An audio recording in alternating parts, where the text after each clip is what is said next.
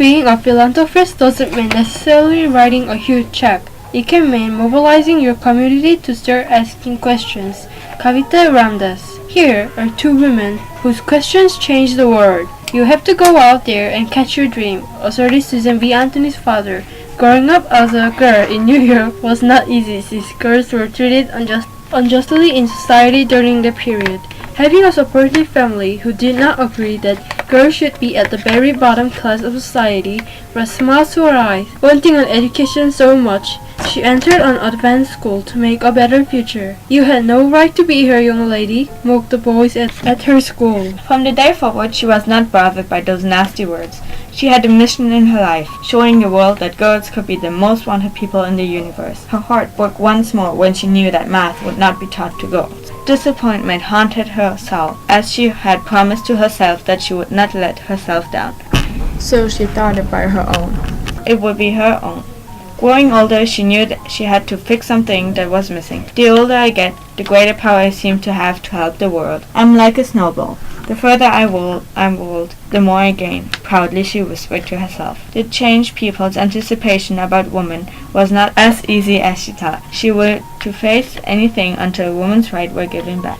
To bring out these issues, she had participated in several campaigns to fight women's rights, such the abolitionist and temperance movement, which wanted the production and sale of alcohol limited or stopped completely. However, one evening after sun went down, she realized that people would not get women involved in politics unless they had the right to vote. Day by day, week by week, and year by year, nothing was different. As she sat alone and struggled with feelings of dissatisfaction, suddenly an idea popped into her mind. She knew she had to do this, or else her million speeches she gave would lead to nothing.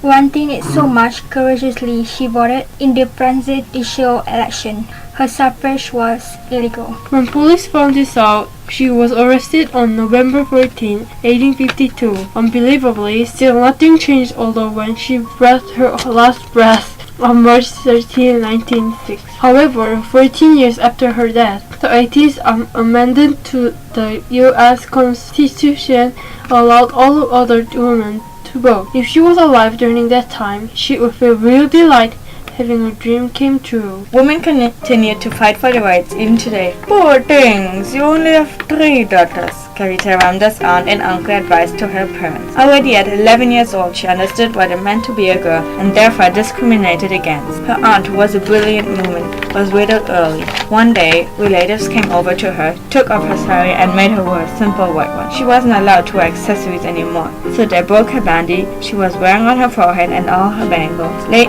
at night, her mom came over and begged her father, "Please do something, Mama. Can't you intervene?" And he responded, "I'm just the youngest brother. There's nothing I can do. This is tradition." Some years later, Kavita encountered women on the street singing, "We are the women of India.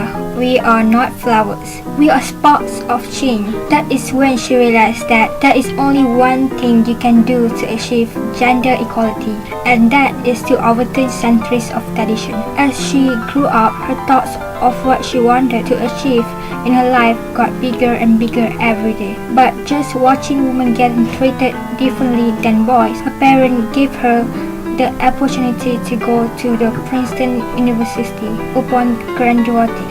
As she woke up in her bed, she suddenly received a phone call early in the morning. As she heard that the people on the phone were offering her a good job, she was very excited. But before she accepted this job, she needed a moment to think. During the night, she couldn't sleep at all.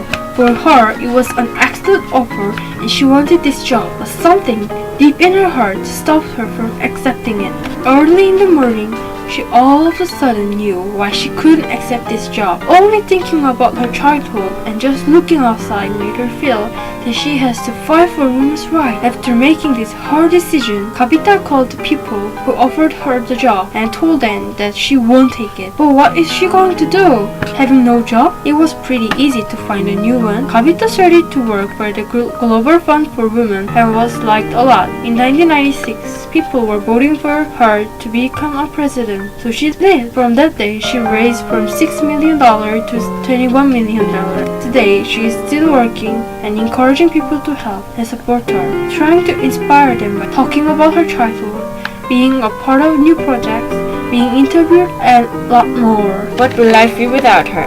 If everyone makes a small change, together we can accomplish a lot more than we think. These two women fought for the rights of all women. Do you have the courage to continue the fight?